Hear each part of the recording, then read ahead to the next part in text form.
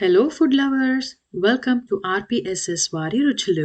ఈరోజు మన ఛానల్లో మష్రూమ్ కాజు మసాలా కర్రీ ఎలా చేయాలో చూద్దాము. ఇది ప్లెయిన్ రైస్, బిర్యానీ, పులావ్స్, రోటీ, చపాతీ, నాన్స్ అన్నిటిలోకి పర్ఫెక్ట్ కాంబినేషన్ అండి ఇది.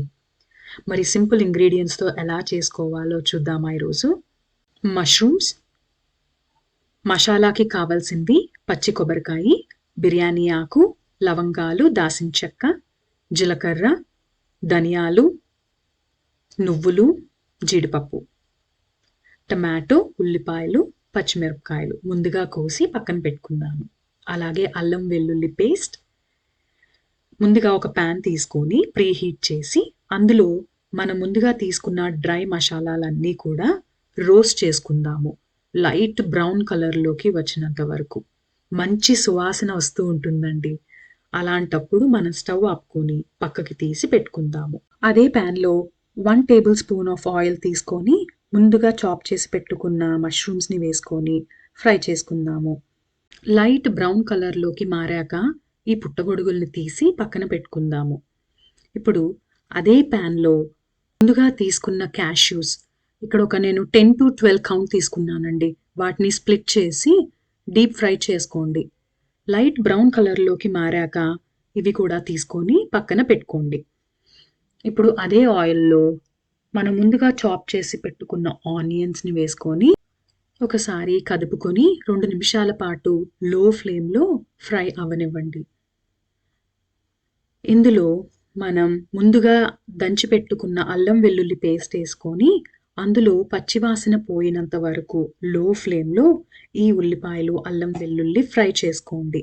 లైట్ బ్రౌన్ కలర్లోకి మారాక చాప్ చేసి పెట్టుకున్న టమాటోస్ వేసుకొని కలుపుకొని సాల్ట్ మీ రుచికి సరిపడా వేసుకోండి. అలాగే ఒక 1/2 టేబుల్ స్పూన్ ఆఫ్ పసుపు వేసుకోండి. కలుపుకొని మూత పెట్టి ఒక 5 నిమిషాల పాటు లో ఫ్లేమ్లో కుక్ చేయండి. చూసారా, టమాటోస్ అన్నీ కూడా ఆవిరికి బాగా మగ్గి స్మాష్ అయిపోయినాయో. అందులోకి మనం ముందుగా డ్రై మసాలాలన్నీ ఫ్రై చేసుకున్నాం కదా, దాన్ని గ్రైండర్లో మెత్తని పేస్ట్గా చేసుకొని దాన్ని ఈ ఉల్లిపాయల మిశ్రమంలో వేసుకోండి. ఒకసారి అన్నీ కలిసేలాగా కలుపుకొని మూత పెట్టి ఇంకొక 10 నిమిషాల పాటు లో ఫ్లేమ్లో ఉడకనివ్వండి. ఇందులో 1 table spoon of chilli powder, 1/2 table spoon of garam masala వేసుకొని కలుపుకోండి. మీ స్పైస్ లెవెల్స్ తగ్గట్టుగా మీరు ఈ red chilli powder, garam masala వేసుకోండి.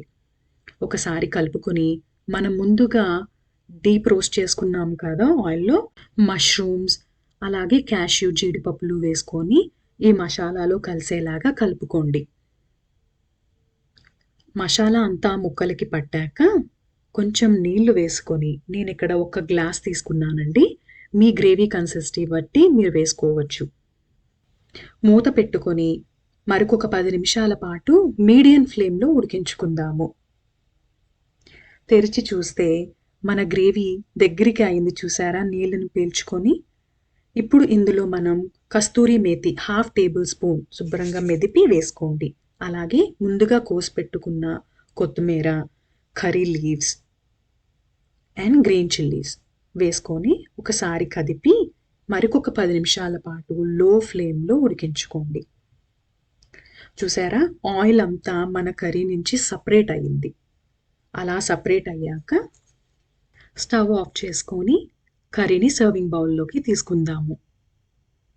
మీకు ముందుగా చెప్పినట్టు ఈ కర్రీ అన్ని రైస్ ఐటెంలోకి పర్ఫెక్ట్ అండి. అలాగే చపాతీ, రోటీ, నాన్స్ అన్నిటిల్లోకి పర్ఫెక్ట్ కాంబినేషన్.